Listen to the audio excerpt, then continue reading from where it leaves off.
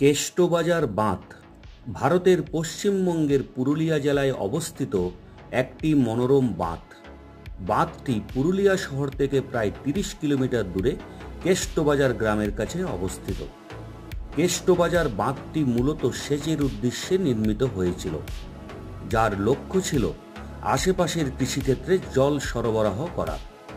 বাঁধটি সবুজ বন এবং ঢালু পাহাড় দ্বারা বেষ্টিত। এটি প্রকৃতিপ্রেমী এবং আলোকচিত্রীদের কাছে একটি জনপ্রিয় স্থান। নির্মল পরিবেশ এবং মনোরম দৃশ্য পর্যটক এবং স্থানীয়দের উভয়কেই আকর্ষণ করে।